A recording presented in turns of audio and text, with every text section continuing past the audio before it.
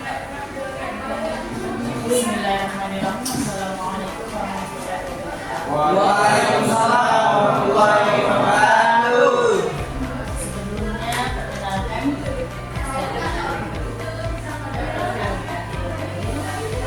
saya mengampu mata kuliah Pendidikan Pancasila di semester 1. Baik, ini adalah materi yang akan kita pelajari. Ini adalah mata kuliah kita ya. Pendidikan Pancasila itu USKS.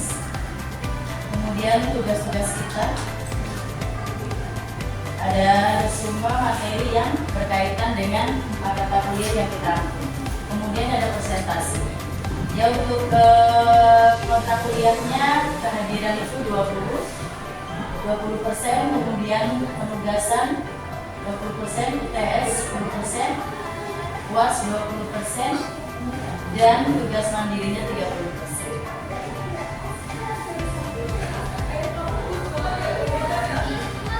Oke, ini materi-materi yang akan kita pelajari. Itu ada landasan dan tujuan pendidikan Pancasila.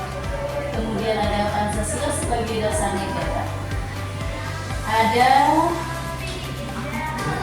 Pancasila sebagai ideologi negara, Pancasila sebagai dasar nilai pengembangan ilmu, Pancasila sebagai sistem filsafat, Pancasila dalam konteks sejarah perjuangan bangsa, Pancasila sebagai sistem etika, 8 Pancasila sebagai ideologi nasional, yang ke-9 adalah Pancasila dalam konteks ketatanegaraan Republik Indonesia, yang ke-10 adalah Pancasila sebagai paradigma kehidupan dalam masyarakat berbangsa dan bernegara. Oke, baik, kita kembali dulu kepada kontrak kuliah kita. Apakah semuanya sudah sepakat? Ya, sepakat. Sepakat ya dengan kehadiran 20, penugasan 20, UTS 10 dan UASnya 20 serta tugas mandirinya 30. Jadi 100% ya. Lanjut.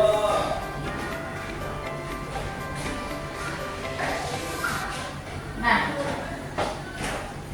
di pertemuan 1 sampai 4 ya teman-teman, berarti sesuai dengan nanti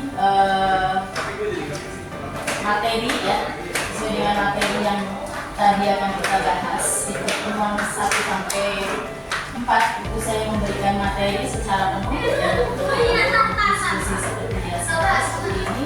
Kemudian dari 5 sampai 8 dan 5 sampai 7 teman-teman presentasi ya. Kemudian yang ke-8-nya ITS, 9 sampai 15 teman-teman presentasi, dan kemudian 16-nya tugas. Ya, berarti ada 16 kali pertemuan, 1 UTS dan 1 kali pasangan. Oke, lanjut ya teman-teman. Pendidikan Pancasila. Nah, dalam perjalanan sejarah bangsa Indonesia, nilai-nilai Pancasila adalah sebagai pandangan hidup bangsa Indonesia ya, yang sudah terwujud dalam kehidupan bermasyarakat, yang sebelumnya memang sudah diterapkan di Indonesia sebelum Indonesia itu merdeka atau sebelum nilai-nilai Pancasila itu disahkan. Gitu ya. Jadi bagaimana kita ada gotong royong, kemudian bagaimana kita ada kita percaya kepada Tuhan Yang Maha Esa bahwasanya Indonesia adalah negara yang berketuhanan ya. Kemudian bagaimana kita mengenal musyawarah ya dalam kegiatan apapun ya, kita bagaimana dalam menyelesaikan suatu permasalahan itu dengan cara musyawarah ya untuk mencapai mufakat. Ada disitulah terlihat bagaimana kesetiakawanan sosial. Nah, kemudian Soekarno mengatakan bahwasanya jangan pernah meninggalkan sejarah. Nah, dari perkataan tersebut dapat dimaknai bahwasanya sejarah itu mempunyai fungsi yang beragam ya bagi kehidupan. Kemudian ada filsuf dari Yunani bahwasanya sejarah memberikan kearifan, pengertian yang telah umum, yaitu sejarah merupakan guru kehidupan. Jadi menurut Soekarno bahwasanya kita itu jangan sampai lupa dengan sejarah yang ada. Nah, itu diyakinkan kembali oleh si filsuf bahwasanya sejarah itu adalah guru kehidupan kita. Ya, jadi apapun sejarah yang terjadi pada kehidupan kita itu adalah pengalaman atau guru yang paling berharga di situ.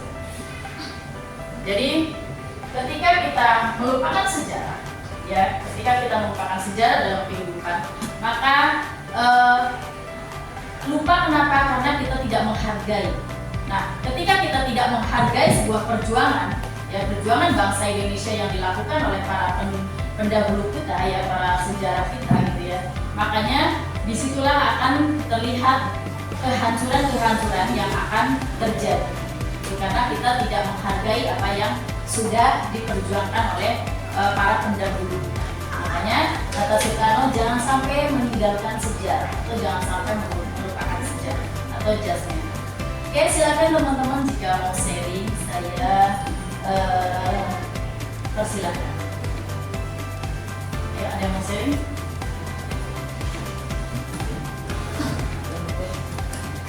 Halo? Oke.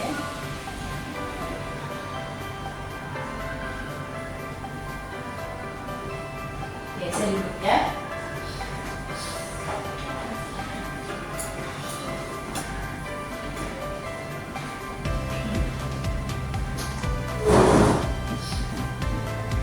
Tapi ini nggak muat. Udah hilang. Aduh, ini hilang lagi. Oke, lanjut ya teman-teman.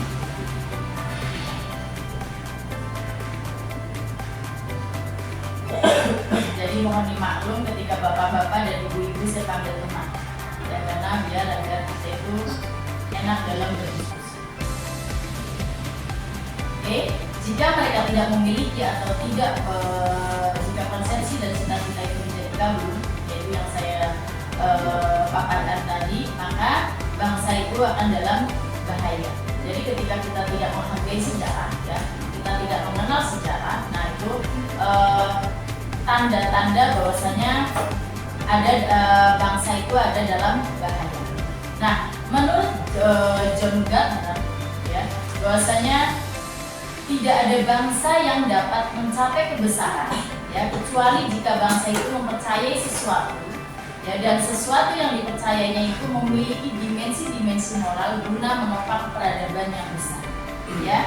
Apa yang tadi dikatakan, yaitu ketika kita tidak mempunyai sejarah yang ada, maka tidak ada bangsa yang besar atau tidak ada bangsa yang akan mencapai kebesaran, ya, kecuali kita percaya tadi sejarah-sejarah yang ada, ya.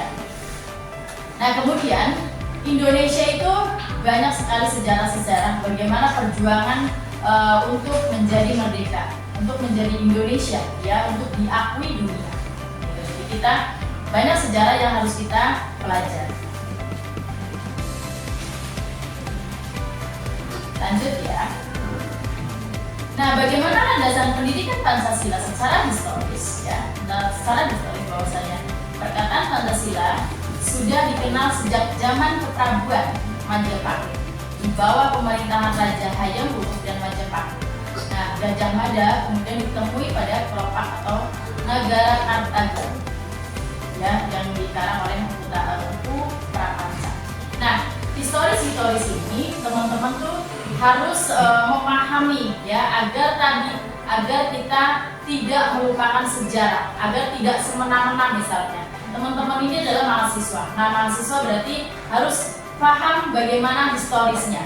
Kemudian, nah, ketika kita tahu historisnya, maka kita akan menghargai perjuangan-perjuangan yang ada. Kemudian kita lihat dari landasan kultural. Nah, Pancasila itu tumbuh dari adat istiadat, kebudayaan, keagamaan, dan kepustakaan bangsa Indonesia yang unsur-unsurnya telah ada pula dalam diri bangsa Indonesia sejak zaman dahulu. Di awal itu sudah saya paparkan bahwasanya kita itu nilai-nilai Pancasila itu sudah ada sejak sebelum, ya, Pancasila itu menjadi pedoman untuk kita atau disahkan menjadi pedoman bangsa Indonesia. Sudah ada kita bertepuk tangan, ya, kemudian gotong royong, kebudayaan, adat istiadat. Bahkan adat istiadat itu di setiap daerah itu ada. Jadi ketika teman-teman hadir di tempat manapun, itu pasti ada adat istiadat yang mereka anut, berbeda-beda. Ya, di Jawa Barat beda. Di Jawa Barat itu ada beberapa daerah, misalnya ada Kampung Naga. Nah itu juga ada kan, teman-teman sudah pernah ke Kampung Naga? Belum. Nah di Kampung Naga sendiri, ya, di Kampung Naga sendiri ini di daerah Garut, ya. Jadi itu di pedalaman, enggak pedalaman sih sebenarnya, sudah masuk perkotaan gitu ya, tapi dia ada di apa ya?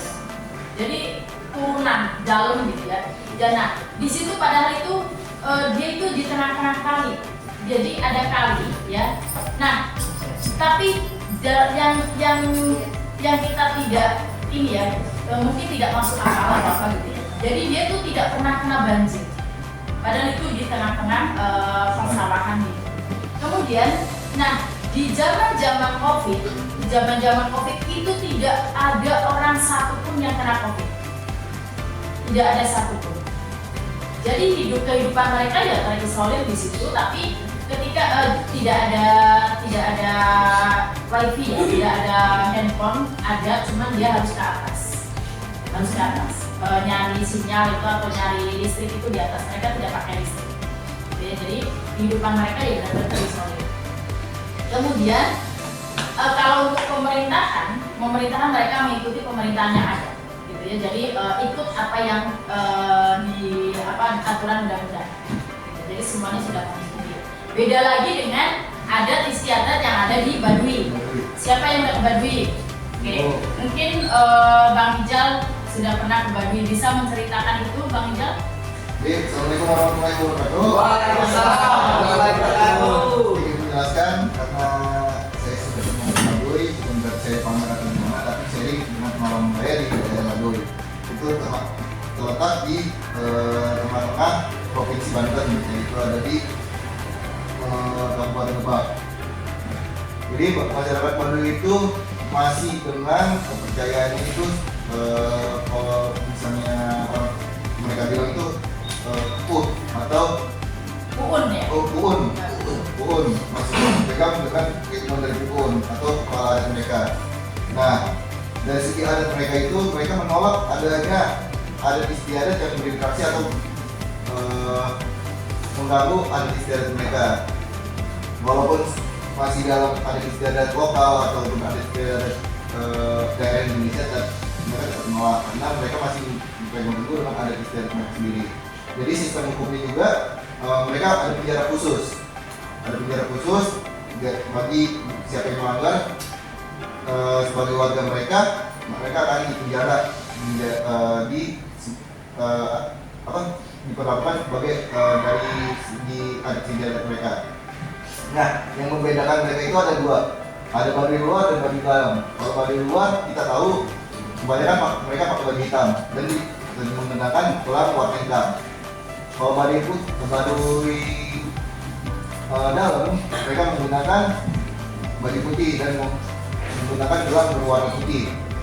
Dan mereka menolak adanya teknologi yang masuk dalam ruang lingkup mereka. Walaupun banyak wisatawan mancanegara dan wisatawan lokal yang datang ke daerah mereka untuk berwisata, untuk membeli produk-produk mereka, tapi mereka menolak adanya teknologi di daerah mereka.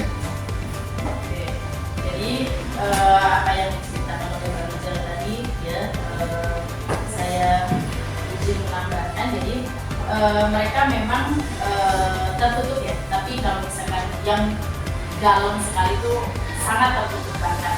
Kalau untuk yang Baduy dalam itu turis-turis asing itu tidak boleh masuk, gitu. Kecuali yang di luar nih masih boleh masuk, gitu.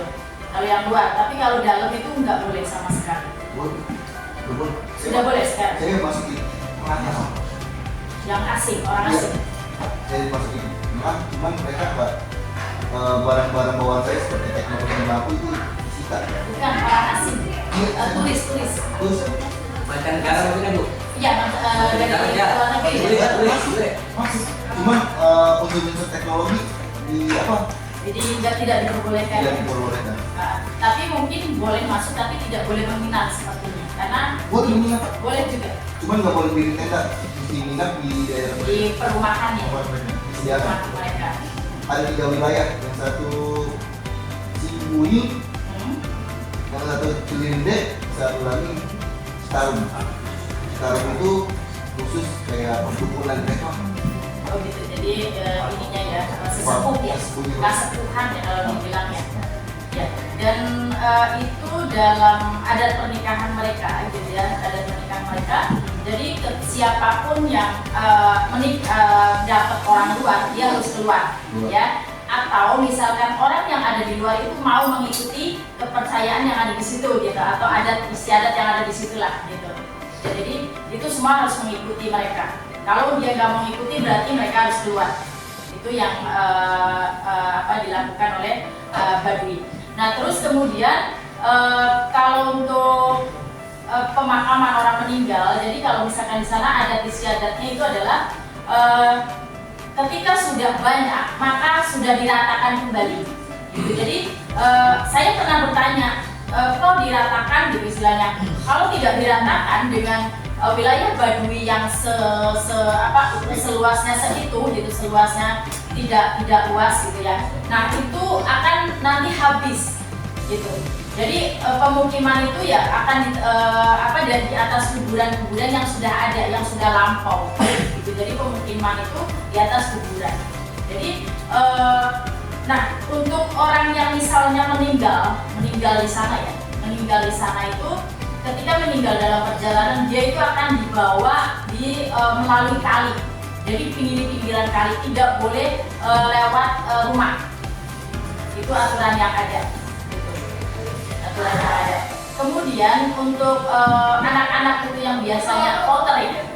Nah, potering itu luar biasa cepatnya, gitu ya. Mereka padahal itu kalau kita lihat gitu, kita itu orang sama-sama orang-orang gunung gitu ya, tapi tidak secepat mereka. Kita istilahnya baru jalan, mereka udah nyampe, udah balik lagi gitu.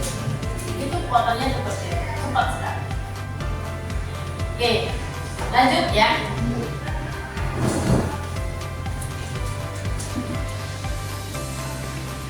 Berarti ada yang bisa tanyakan Ya. tentang tadi sejarah dari Indonesia. Jadi menambahkan ini kan polemik sekarang itu sejarah yang didukung oleh anggota legislatif atau anggota DPR. Yang jadi polemik ini adalah korban-korban dari pelanggaran HAM, korban-korban dari termasuk hal revolusioner yang korban dari 30 SPKI itu dihapus dari sejarah Indonesia. Itu sangat menyedihkan di era sekarang.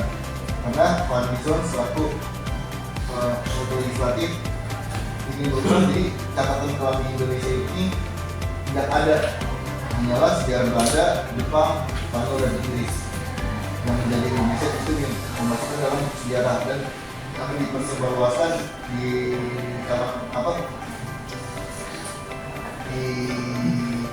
Badan Pendidikan Indonesia. Itu yang sangat pendidikan di sejarah ini, di sejarah Indonesia yang akan ditulis nanti. Dan anggarannya pun yang diajukan tidak menanggung sekitar 9T untuk penulisan sejarah tersebut. Tapi yang paling miris adalah Untuk penghapusan atau untuk penulisan? penghapusan seluruh sejarah Indonesia dihapus dan akan ditulis ulang kembali. Dan ini yang paling berat, gimana caranya kita mempertahankan sejarah Indonesia di masa kelam sebelum benar-benar itu disahkan akan ditulis kembali. Pertanyaan itu gimana cara kita mempertahankan sejarah Indonesia sebelum ditulis ulang kembali? Karena seluruh sejarah Indonesia, termasuk yang buku-buku sejarah yang sudah masuk ke sekolah-sekolah formal atau sekolah negeri, akan dikembalikan kepada Kementerian Pendidikan. Oke, sebenarnya ketika kita ingin mempertahankan, berarti kita harus mencari dulu yang asli. Ya, jangan sampai kita bertahan, gitu, tapi kita tidak tahu sejarah yang asli. Gitu. Jadi ketika kita mau mendebat, gitu ya, kita punya pedomannya, gitu ya. Jadi apapun yang nanti mereka tulis, berarti kita misalnya Pak Ijal mau mendebat bahwasanya ini palsu gitu kan. Nah itu kita harus punya dulu nih yang aslinya. Nah itu harus kita cari dulu yang aslinya. Jadi bagaimanapun itu sejarah-sejarah Indonesia atau sejarah-sejarah pahlawan revolusi juga kan sudah diputar balik. Nah itu jadi kita tuh harus ada dulu nih bukti bahwasanya itu yang sebenar-benarnya itu mana, agar nanti tidak timpang tindih atau ketika kita mendebat itu adalah hal yang salah gitu. Jadi kita harus meyakinkan dulu bahwasanya itu adalah yang sebenar-benarnya gitu Mas Ijal. Ya. Ada yang lain? Muka. Ini sudah.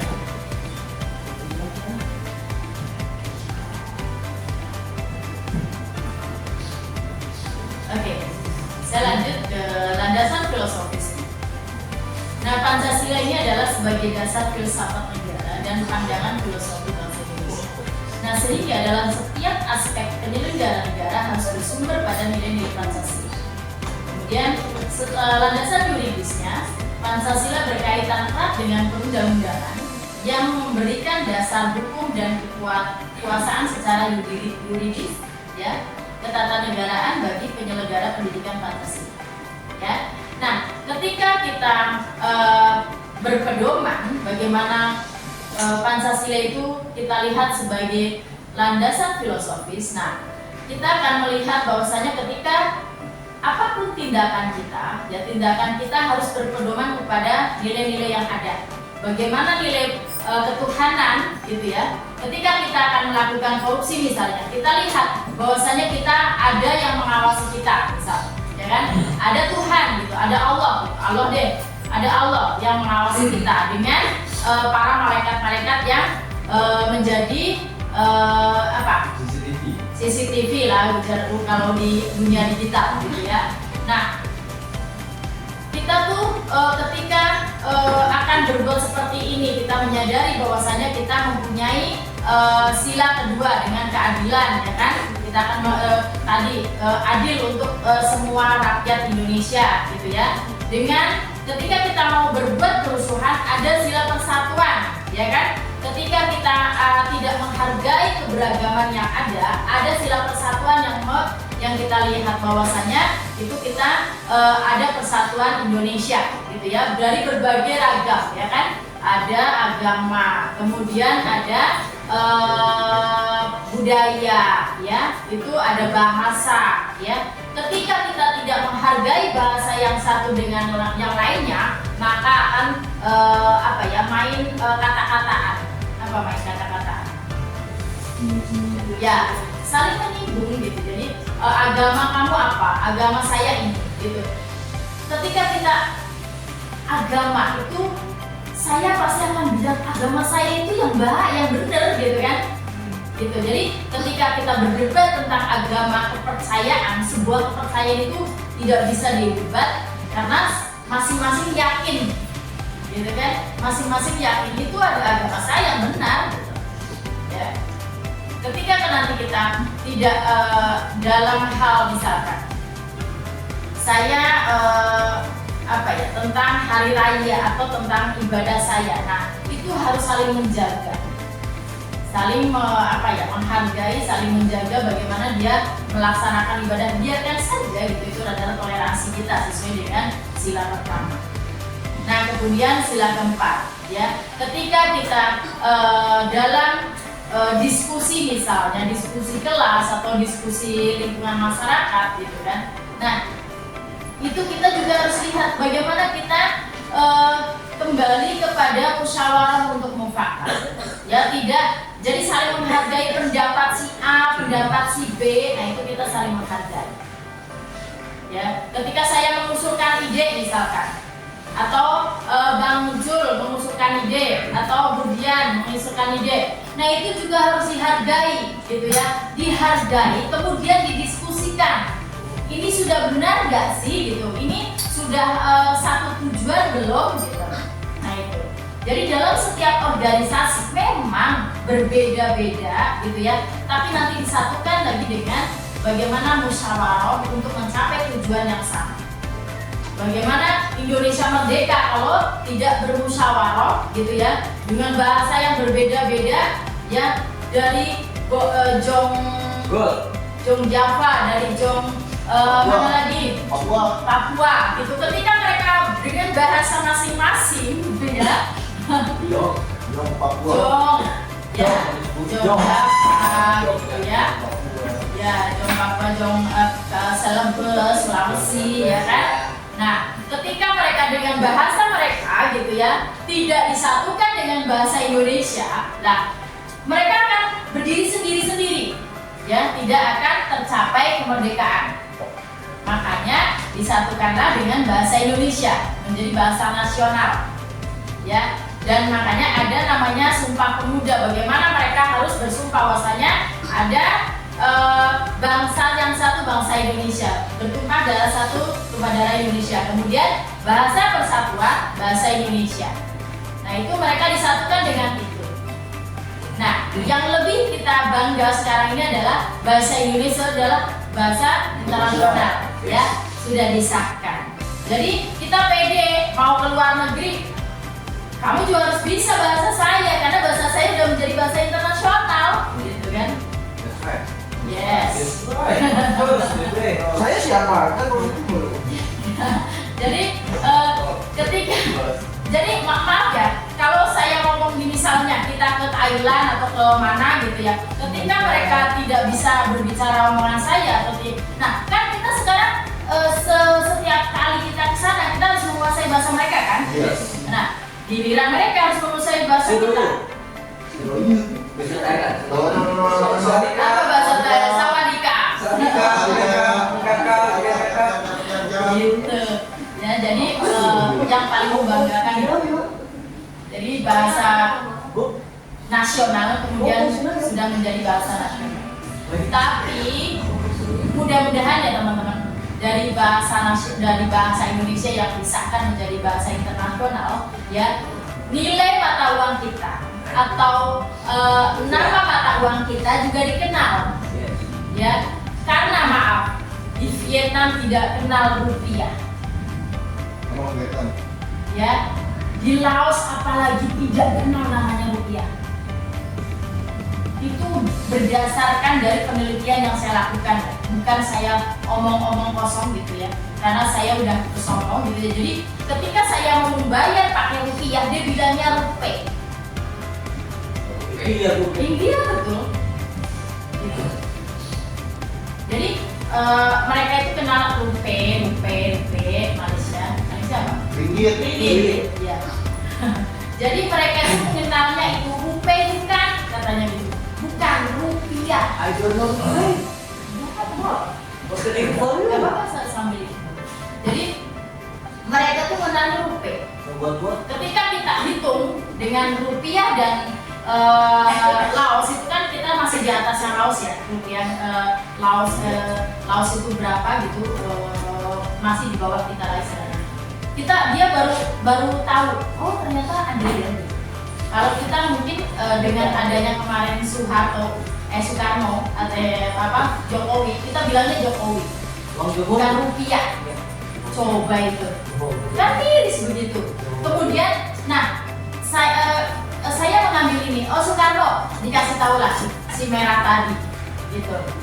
Jadi kita tuh harus mengenalkan mata uang kita, budaya kita, gitu ya. Jadi, nah Pancasila ini hadir itu untuk bagaimana si budaya-budaya luar tadi ya tidak secara ekstrim ya masuk ke Indonesia. Gitu ya. Kita harus mengenalkan budaya-budaya kita, mata uang kita, gitu ya. Padahal kita itu di atasnya mereka. Tapi mereka tidak mau, benar-benar tidak mau. Mereka mau pun dengan cara Inggris. Berarti kan udah uang mereka juga kan? Bukan uang kita. Padahal kalau misalkan di Thailand itu uang kita itu 2 kali lipat. Ya karena di sononya 500. Di kita 1000 kan? Berarti masih di atas kita lah. Oke, ini adalah landasannya. Ada pembukaan Undang-Undang 1945, ya, ada pasal-pasal Undang-Undang 1945, kemudian ada ketetapan MPR, Undang-Undang Sistem Pendidikan Nasional, Surat Keputusan Menteri Pendidikan dan Kebudayaan, Surat Keputusan Dirjen Dikti Surat Keputusan Dirjen Dikti-Diknas. Ya, ini adalah undang-undang. Lanjut. Oke, dasar sosiologisnya. Bagaimana bangsa Indonesia ini yang penuh dengan kebinekaan, ya. 300 suku bangsa yang tersebar, ya, di lebih dari 17.000 pulau. Nah, secara sosiologis setelah mempraktekkan Pancasila karena nilai-nilai yang terkandung di dalamnya merupakan kenyataan-kenyataan, ya. Yang terkandung itu adalah kenyataan-kenyataan yang ada di Indonesia, budaya-budaya yang ada di Indonesia. Kemudian bagaimana nilai-nilai instrumental yang berupa nama atau hukum, ya, tertulis, ya, di peraturan undang-undangan, jurisprudensi dan traktat.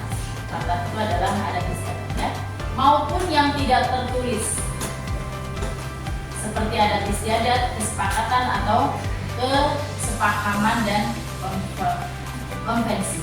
Jadi bagaimana yang tidak tertulis, ya, ada juga yang tertulis. Tertulis itu adalah undang-undang, ya. Dia rigid. Tidak rigid itu artinya kaku, ya. Tidak bisa diubah sembarang. Kemudian ada adat istiadat. Sesuai, kalau adat istiadat itu sesuai dengan masing-masing daerahnya. Tapi kalau undang-undang seluruh Indonesia. Sanksi-sanksinya juga dengan sanksi hukum, ya. Kalau adat istiadat adalah sanksinya apa? Sosial. Jadi ketika dia tidak mematuhi adat yang ada, maka akan diasingkan atau selain diasingkan, bisa dikeluarkan juga, gitu ya, dari adat yang tadi, seperti tadi kan di Baduy misalkan, itu bisa dikeluarkan dari dalam Baduy. Jadi masing-masing itu punya aturan tertulis dan aturan tidak tertulis. Tujuan pendidikan Pancasila.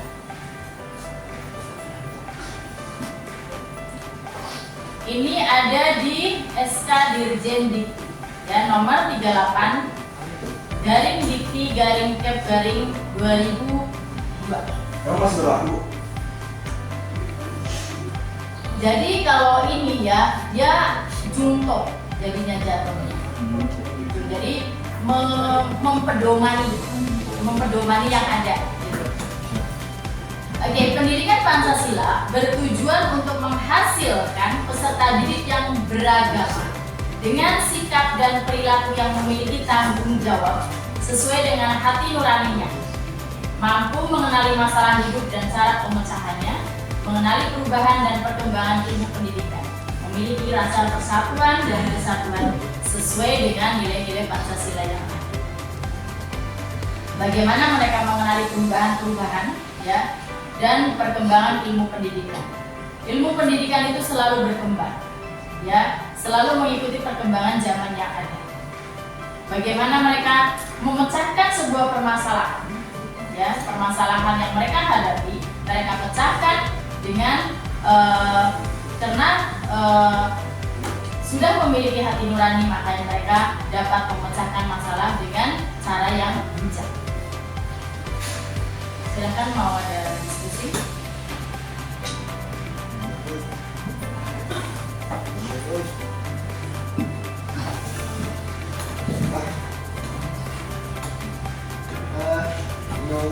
Oke, lanjut.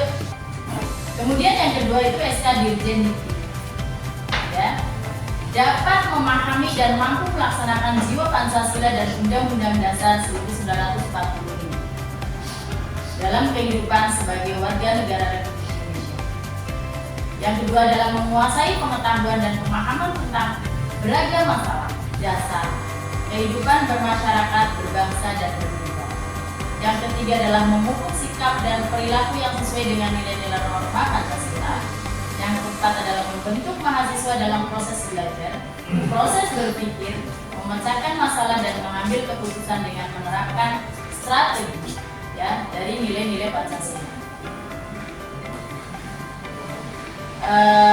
Kita 10 menit lagi ya teman-teman menghabiskan waktu yang ada. Oke, munculnya permasalahan yang mendera Indonesia yang memperlihatkan tergerusnya nilai-nilai Pancasila dalam kehidupan bermasyarakat dan berbangsa. Yang satu adalah masalah kesadaran perpajakan. Ya, bagaimana ketika kita sadar pajak, ya, tetapi pajak itu tidak masuk kepada kas negara, ya, padahal kita udah sadar. Nah, pada akhirnya kita akan mengabaikan perpajakan yang harusnya kita bayar. Itu ya teman-teman. Kemudian bagaimana masalah korupsi? Masalah korupsi di Indonesia masih sangat tinggi. Ya. Ini terjadi karena apa? Karena apa ya? Bisa juga karena ekonomi kita, ya. Ekonomi juga mempermasalahkan menjadi salah satu dampak dari terjadinya korupsi. Ya. Kemudian yang selanjutnya bisa permasalahan-permasalahan ya saat dimana si wakil rakyat kita gitu ya melakukan kampanye. Nah itu juga bisa terjadi seperti itu ya. Kemudian masalah disintegrasi bangsa. Kemudian masalah narkoba. Narkoba ini di Indonesia sangat tinggi. Dengan dilihat dari lokasi kita strategis sekali gitu ya untuk melakukan perdagangan dari narkoba. Strategis gitu ya. Kita dikelilingi oleh pulau. Mereka nyebrang pulau kan enak, nggak ada pengawasan. Istilahnya gitu. Ada pengawasan, tapi ketika mereka lalai gitu atau mereka lagi lengah, nah itu bisa masuk. Narkoba itu yang kelihatan, istilahnya yang suka kita lihat bahwasannya itu terjaring gitu ya. Nah itu hanya seberapa persen. Masih banyak lagi yang tidak kita lihat. Maaf ya, mereka dengan sangat sudah pemikiran yang luar biasa untuk menyembunyikan narkoba itu. Bisa di dalam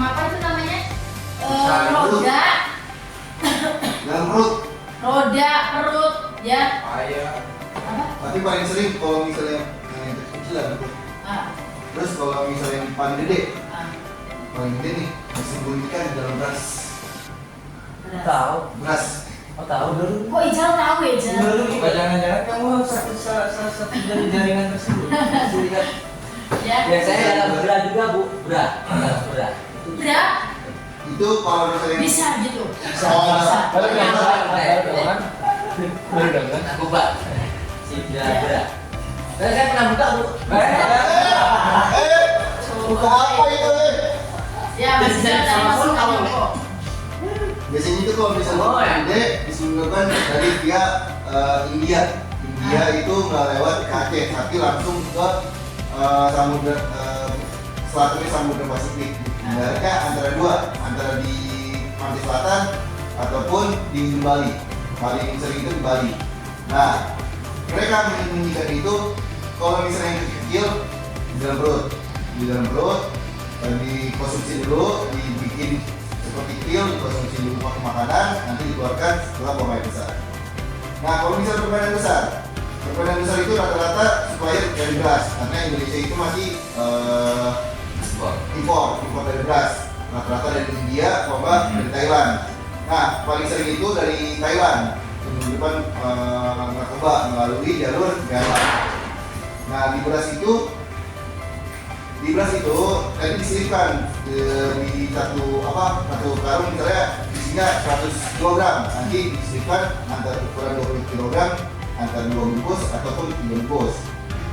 Nah, kenapa di dalam beras itu ada mengandung zat menetralisir. Jadi semua kandungan berbahaya kalau taruh dalam beras itu akan di-detect netralisir. Jadi tidak ada untuk kecurigaan dalam beras tersebut. Makanya mereka lolos bea cukai di Indonesia.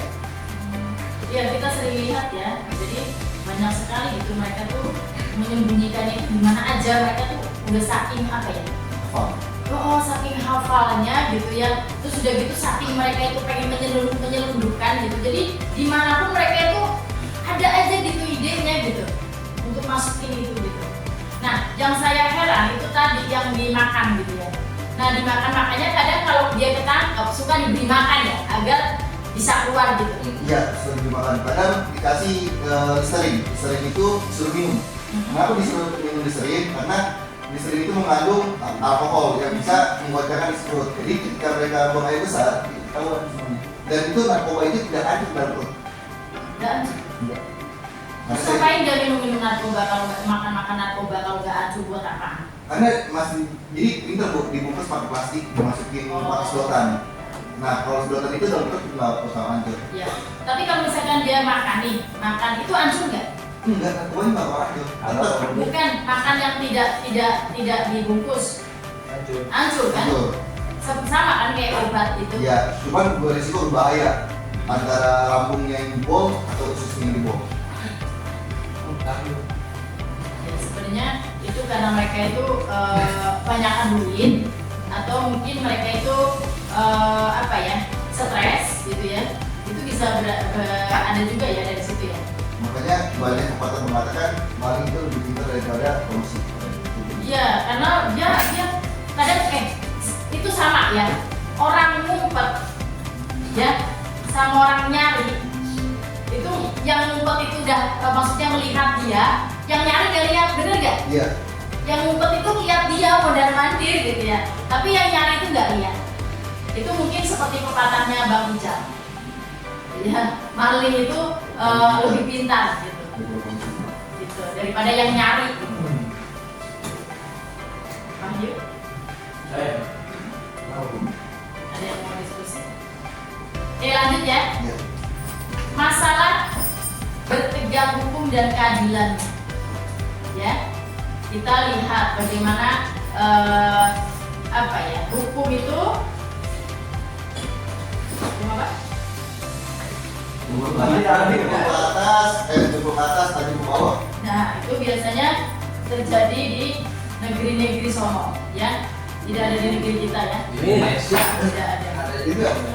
Indonesia bu banyak. Oh, banyak. Kalau kita di Malaysia itu bos. Paling ayam digebukin. Nah, Paling duit dibagi. jadi Dengan syarat berkelakuan baik, kok tidak bisa bung.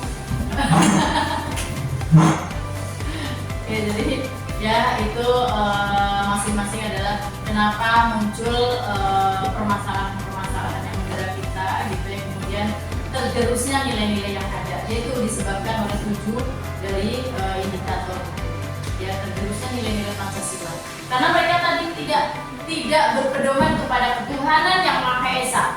Saya diawasi gitu kan. Terus bagaimana nanti kalau saya korupsi, nanti tidak ada keadilan itu tidak akan terjadi. Harusnya seperti itu kan. Ketika saya korupsi, maka tidak ada persatuan dan kesatuan karena akan saling bentrok memperebutkan hasil korupsi kan. Yes. Gitu. Terus ketika saya korupsi, maka musyawarah itu tidak akan terjadi karena mereka saling ingin saya yang lebih besar, kamu yang ini, kamu yang itu pasti akan ada perebutan seperti itu. Ya betul. Keadilan sosial. Nah, bagi masyarakat yang terkena bencana itu ketika bantuan-bantuan yang saya terima akan diserahkan kepada yang bencana tadi, maka yang si bencana itu tidak akan diberikan bantuan karena sudah diambil oleh saya misalnya. Potongan dari kelurahan, Ya. terus RT, RW dulu, RT, baru pemuda. Potongan banyak tuh, kita sampai ke korbannya nggak ada. Tapi minum. Baru minum sama beras seliter. Jadi minum. Oke, sebentar 5 slide lagi ya. Ya. Oke, alasan diperlukannya pendidikan Pancasila. Untuk apa? Perubahan dan infiltrasi budaya asing yang bertubi-tubi mendatangi masyarakat Indonesia bukan hanya terjadi dalam masalah pengetahuan dan teknologi, melainkan juga berbagai aliran atau mainstream. Nah, dalam berbagai kehidupan bangsa, nah oleh karena itu pendidikan Pancasila diselenggarakan agar masyarakat tidak tercabut dari akar budaya yang menjadi identitas suatu bangsa dan sekaligus menjadi pembeda antara satu bangsa dan lain. Ya, ideologi. Ini kenapa kita adalah ideologinya Pancasila. Ada negara ono, ideologinya komunis, misalkan tidak punya ideologi. Jadi masing-masing itu mempunyai ideologi untuk membedakan bangsa yang satu dengan bangsa yang lainnya. Nah, dekadensi moral yang terus melanda bangsa Indonesia tadi ya contohnya, yang ditandai dengan mulai mengendornya ketaatan masyarakat terhadap nama-nama sosial, norma-norma sosial yang hidup di masyarakat. Nah, ini kenapa? Menunjukkan pentingnya penanaman nilai-nilai ideologi melalui pendidikan Pancasila. Korupsi yang sangat merugikan keuangan negara yang dananya berasal dari pajak masyarakat. Nah, oleh karena itu terjadi penyalahgunaan atau penyelewengan keuangan negara tersebut. Maka target pembangunan yang mestinya dapat dicapai dengan dana tersebut menjadi terbengkalai. Seperti yang dikatakan Bang Ijal tadi, dari atas seberapa, dari nanti turun lagi, sehingga kita harus membuat SPJ 100%, padahal kita menerimanya 10%. Nah, gimana kita mau 90%-nya itu dari mana? Ya kan? Iya. 90%-nya itu dari mana? Kita nggak tahu. Ya, siap. Ya? Kemarin Bon-bonnya itu dari mana? jelasan yang mana? Oke, pendidikan Pancasila sebagai bagian dari pendidikan nasional mempunyai tujuan mempersiapkan mahasiswa sebagai calon sarjana yang berkualitas, berdedikasi tinggi dan bermartabat. Bagaimana menjadi pribadi yang beriman dan bertakwa kepada Tuhan Yang Maha Esa, sehat jasmani dan rohani, ya, memiliki kepribadian yang mantap, mampu mengikuti perkembangan iptek dan seni, mampu ikut mewujudkan kehidupan yang cerdas dan berkesejahteraan bagi bangsa. Kemudian, kenapa ada harapan-harapan yang ingin kita harapkan dari pendidikan Pancasila ini? Mempunyai kesadaran hidup yang sederhana, ya, cinta produk dalam negeri, kemudian kesadaran pentingnya kelangsungan hidup, ada kesadaran pentingnya semangat kesatuan dan persatuan, kesadaran pentingnya norma-norma pergaulan, kesadaran pentingnya kesehatan mental bangsa, kesadaran tentang pentingnya penegakan hukum, kemudian yang ketujuh adalah menanamkan pentingnya kesadaran terhadap ideologi Pancasila. Nah, kenapa pendidikan Pancasila itu muncul di perguruan tinggi berdasarkan pasal 35 ayat 5 Undang-Undang Nomor 12 Tahun 2012, ya, bahwasanya di perguruan tinggi itu adalah pendidikan Pancasila, pendidikan kewarganegaraan dan pendidikan bangsa Indonesia. Nah, agar apa? Mahasiswa dapat membentuk karakter manusia yang berdasar dalam setiap sikap, tindakan, dan pemikiran, ya, harus berdasarkan itu. Kemudian mahasiswa juga perlu mendapatkan pemahaman sebelum akhirnya menghayati nilai-nilai yang ada, nilai-nilai dari Pancasila, nilai-nilai dasar Pancasila.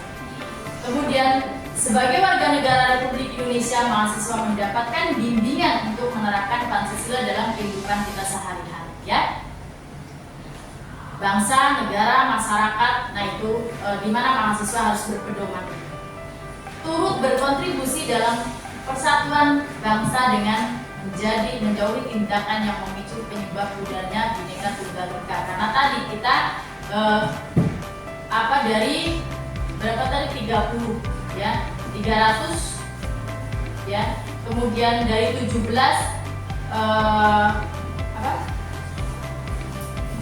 300 daerah, ya, kemudian, nah ini agar tidak terpecah belah, makanya harus berkontribusi. Nah, sikap kerakyatan mendahulukan kepentingan umum sesuai dengan sila keempat. Itu yang terjadi, gitu ya. Kenapa dia muncul di perguruan tinggi? Oke, baik teman-teman, ada pertanyaan atau sharing-sharing? Sudah cukup? Cukup. Oke, terima kasih. Yang tadi keluar siapa?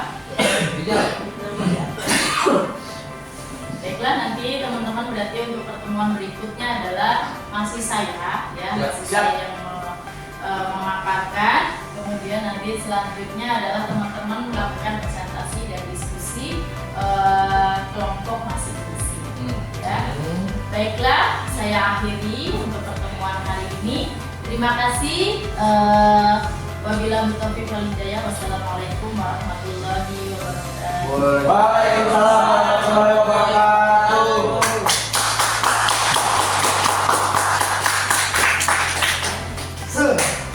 Mana?